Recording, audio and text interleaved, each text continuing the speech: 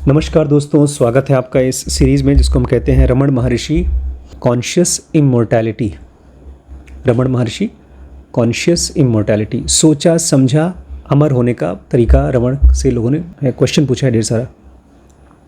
तो आज जो क्वेश्चंस हम लोग पढ़ेंगे, मेरा मन जब मैं मेडिटेशन करता हूँ, ध्यान करता हूँ तो स्थिर नहीं रहता।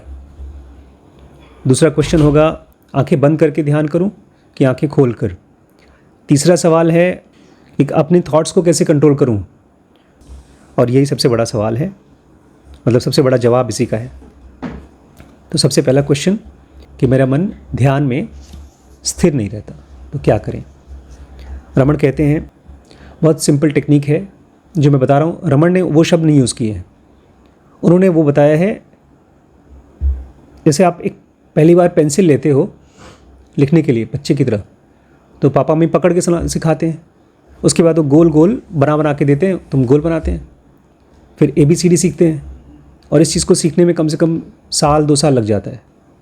ऐसे ही आपका मन, सोच के चलिए, एक हाथ है और ध्यान मतलब आप कुछ लिख रहे हैं, और इस चीज़ को सीखने के लिए जितनी बार मन बाहर जाए उसको वापस लाओ। यही तो हम लोग 4 लाइन की कॉपी में करते हैं। 4 लाइन की कॉपी में छोटे वाले अक्षर बीच में होते हैं, बड़े वाले ऊपर तक लाल वाली लाइन पे, बाहर जाएगा उसको नीचे लाना है। ऐसे ही मन गया बाहर किसी विचार में, उसको वापस लाओ। 10 सेकंड करते हैं इसको, 10 सेकंड करते हैं, ठीक है।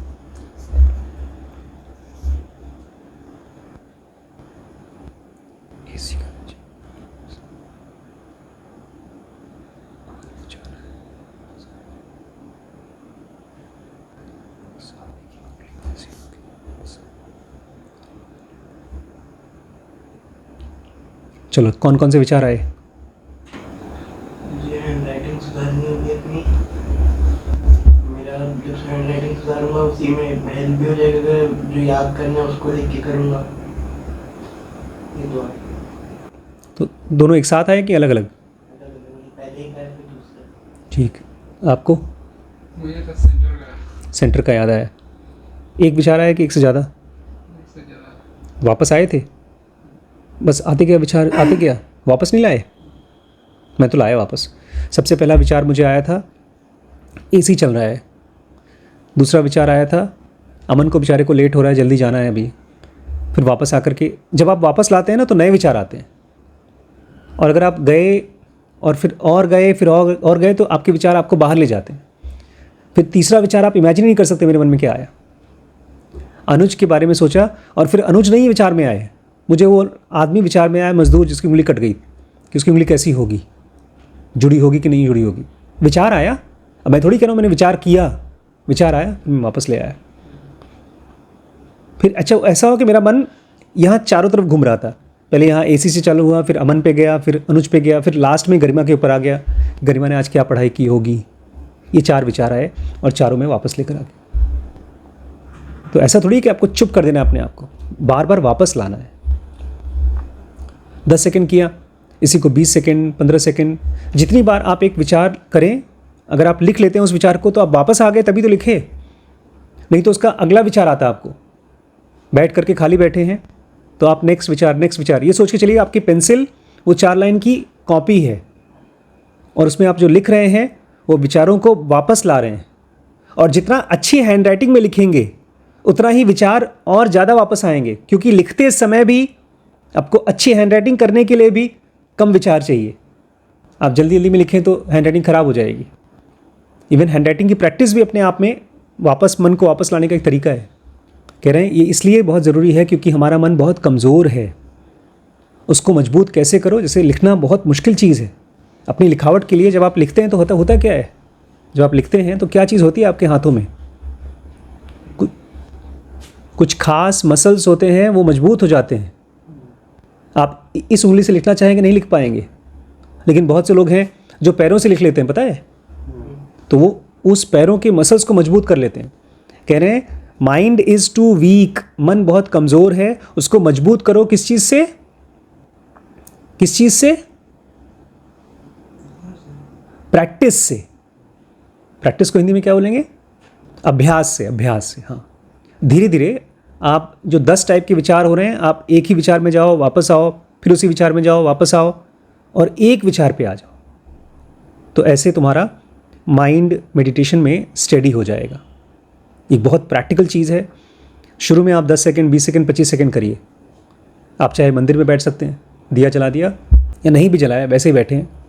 उस समय तो मन में भगवान का विचार आएगा, लेकिन नेक्स्ट विचार कोई और आ जाएगा, तो उसके फिर वापस ले आओ। ये पहला सवाल था। दूसरा है how to meditate with eyes open और क्लोज्ड। ध्यान कैसे करें, आँख खुली रख के कि बंद करके? आप किसी भी तरीके से कर सकते हैं। जब आदमी परेशान होता है ना, तो उस परेशानी का कारण आपके बाहर की दिक्कतें नहीं होती। एक गाय, एक कुत्ता, एक जानवर आराम से कुछ न कुछ खा करके रहता है, आदमी नहीं रह पाता। क्यों नहीं रह पाता? क्योंकि हमारा मन एक्सट्रोवर्ट है। एक्सट्रोवर्ट मतलब बाहर की चीज़ों के बारे में सोचता रहता है। वो अपने बारे में मानता है कि ये बॉडी मैं हूँ और मेरी ये ज़रूरतें हैं, और फिर किसी को देखता है, फिर उसकी ज़रूरतें और बढ़ जाती हैं, फिर एक प्रचार देखता है तो उसकी ज़रूरत और बदल जाती है, और फिर उसके बारे में सोचता है।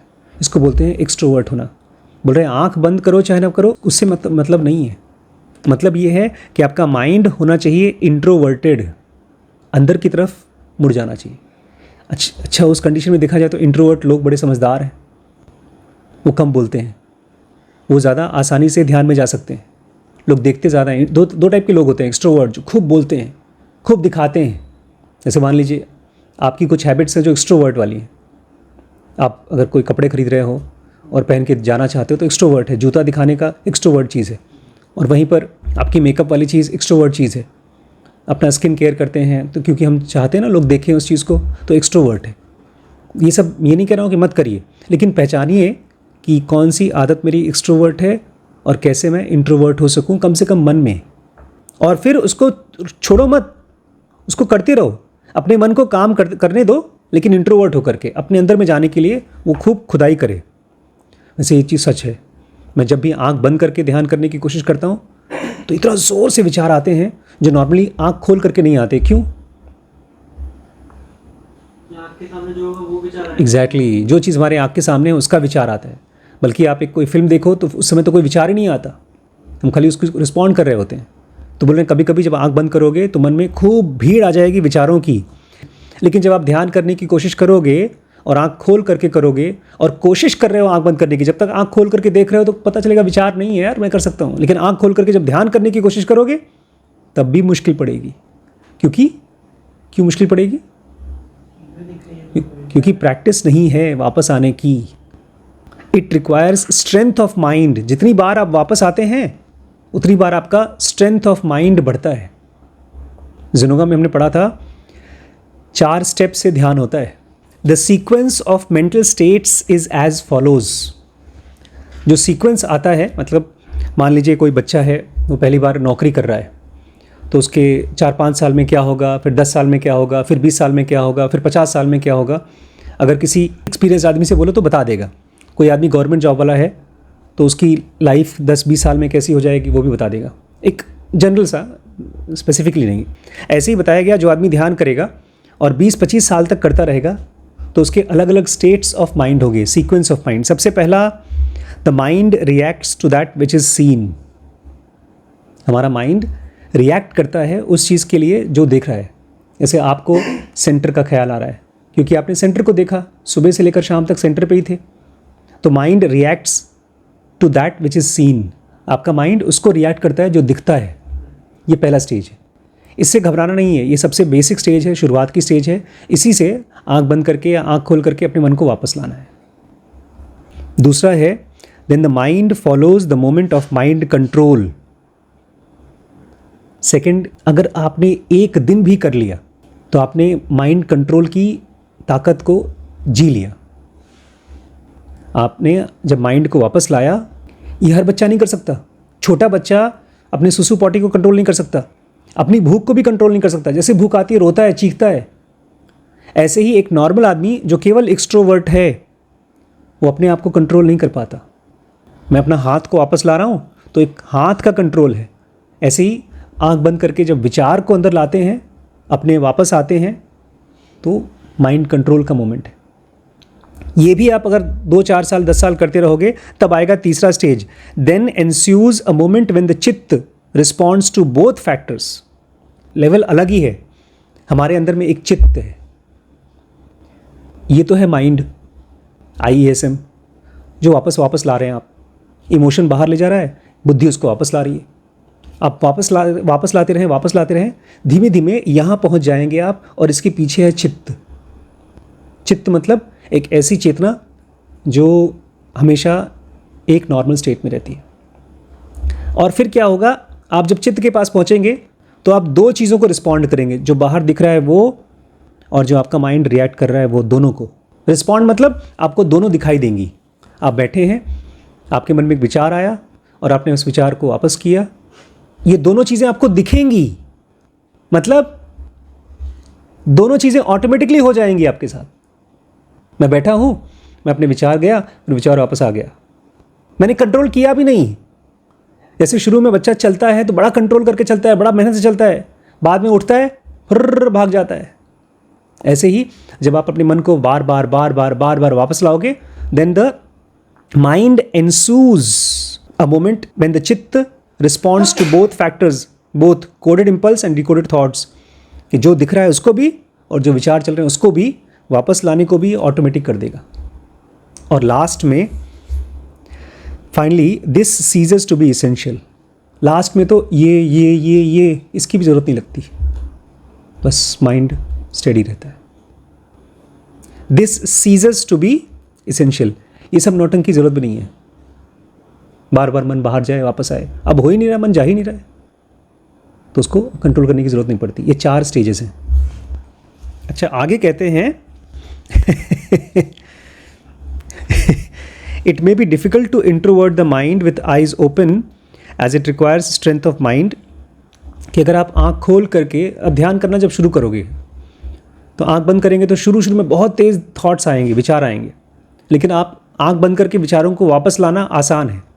आँख खोल करके अगर आप विचारों को वापस ला रहे हो तो बार बार बाहर की चीज़ों पे विचार जाएगा।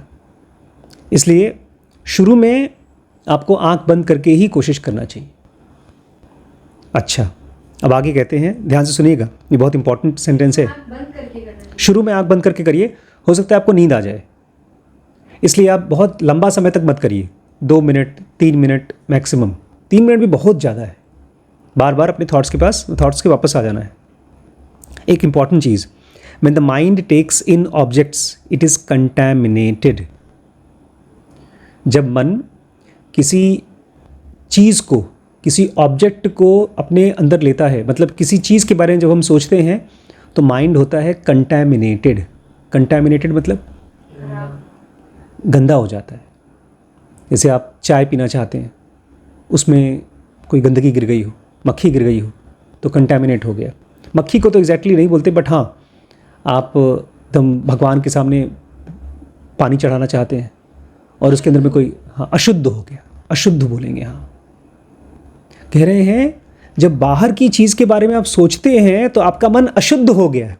हम लोग मानते हैं अशुद्ध मतलब गाली गलौज, कोई सेक्स की चीज़ या किसी से दुश्मनी, खाली नेगेटिव चीज़ों को अशुद्ध मानते हैं। रमण कह रहे हैं सारे विचार जो भी बाहर के बारे में है वो मन की अशुद्धि है। The main factor is to keep off other thoughts and to keep the mind in its own pursuit without taking the external impression और थिंकिंग ऑफ द मैटर। अगर आप ध्यान करना ही चाहते हो तो मेन फैक्टर, जो सबसे मेन चीज़ है, वो ये कि कीप ऑफ अदर थॉट्स, जो भी दूसरे विचार हैं, खाली एक ही विचार रखो, एक ही विचार, मुझे वापस आना है, मैं गरिमा वापस आने के लिए सबसे हेल्पफुल है सांस। सांस आपके शरीर से जुड़ी हुई है और सांस को कहते हैं आपके आत्मा से भी जुड़ी हुई है, क्योंकि सांस में से ही आता है प्राण। और आप लोगों को मैंने पहले बताया भी है, सांस एक और भगवान को रिप्रेजेंट करता है। कौन से? पवन पुत्र। पवन माने हवा, और पुत्र माने बेटा। कौन हो गया? हनुमान। तो हनुमान राम तक ले जाते हैं आपको। राम मतलब आत्मा। तो अगर आप बार बार बाहर जा रहे हैं, और रावण कौन है? रावण वो है जो आपकी ऊर्जा को छीनकर बाहर ले जाता है। आपकी ऊर्जा कौन? माता सीता। उसको उठाकर कौन ले गया था? रावण। तो आप जब हनुमान की मदद लेते हैं तब अपनी ऊर्जा को वापस अपने पास लेकर आते हैं। ये पूरी रामायण की स्टोरी है। ध्यान करने की विधि रामायण की स्टोरी है पूरी की पूरी। सो मेन थिंग ये है कि कीप ऑफ अदर थॉट्स, बाकी विचारों को बाहर रखो, and keep the mind in its own pursuit. और इस माइंड को एक ही काम में लगा दो, बार बार वापस आए वापस आए। इसलिए आप जितना भी बाहर की चीज़ को कम से कम कर सको। साधु सन्यासी बहुत कम सामान रखते हैं ताकि वो बाहर के विचारों में न जाएं। बस 2-3 सेट कपड़ा, कमंडल, खड़ाऊँ, एक आध बिस्तर, बहुत कम चीज़ें रखते हैं ताकि उनके विचार बाहर न जाएं। एक अवधूत स्वामी थे, सुना है उनकी कहानी ना आपने? चूहे वाली, लंगोट पहने थे, पता है क्या हुआ था? उन्होंने लंगोट एक बार धुलने के लिए डाली, उन्होंने पहनी थी, फिर दूसरी पहन ली और वो वाली धुलने के लिए डाल दी। अब जब वापस आ रहे देख रहे उसमें एक चूहे ने काट दिया उसको। अगले दिन सोचा चूहे को भगाने के लिए बिल्ली को रख लिया उन्होंने। अब बिल्ली को दूध पिलाना होता है, तो उसको दूध पिलाने के लिए एक गाय रख ली। अब गाय को संभालने के लिए वहाँ पे एक घर बनाना पड़ गया, तबेला बनाना पड़ गया।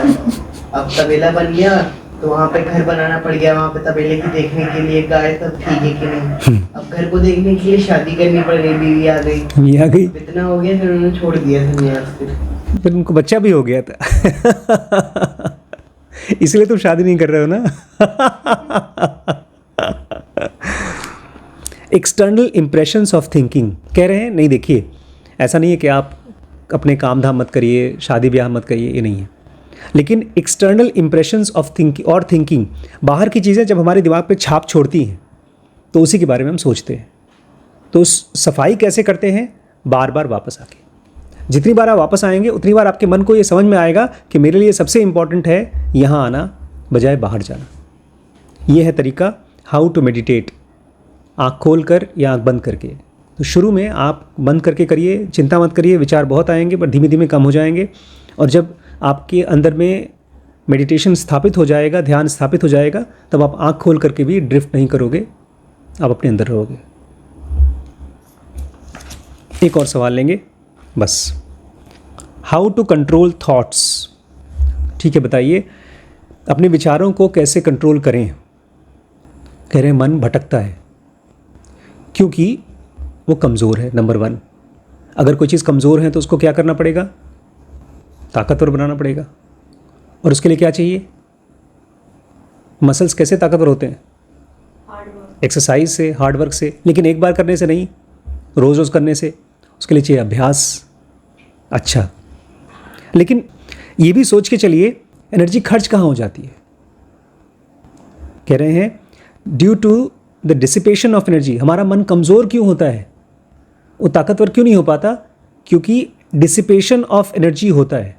जितनी बार विचार चलते हैं, विचार चलने में हमारे मन की ऊर्जा यूज़ होती है। जैसे कोई तार हो, बिजली का तार, और उसमें कोई कटियाँ मार ले तो जो बाहर वाले बाद वाले लोग हैं उनको बिजली कम मिलेगी। एक पानी का पाइप है, उसमें खूब पानी आ रहा है, लेकिन उसमें काट काट कर लोग नल लगा लें तो उधर बाद में पानी नहीं मिलेगा। तो हमारे मन में जितनी बार विचार चल रहा है उतनी बार ये सोच के चलिए कि एक कटिया मार लिया है किसी ने, या एक नल लगा दिया है और आप लीक कर रहे हैं। इसलिए ज़नोगा में लीकेज देखने के लिए बोला गया है। जितनी बार कोई विचार आ रहा है इसका मतलब आई सेंटर का लीकेज। जितनी बार आप किसी चीज़ को सोच करके रो रहे हैं या खुश हो रहे हैं वो ई सेंटर का लीकेज। और जितनी बार आप सेक्स के विचार में जा रहे हैं, अपने पॉर्नोग्राफी देख रहे हैं, इस तरह की ब्लू फिल्म देख रहे हैं, उतनी बार आप एस सेंटर के ड्रिफ्ट में जा रहे हैं। और इसके साथ साथ एम सेंटर का भी लीकेज होता है। जैसे ये खाली बैठे हैं, नाखून काट रहे हैं, हाथ हिला रहे हैं, ये एम सेंटर के लीकेज है। When one makes the mind stick to one thought, the energy is conserved and the mind becomes stronger.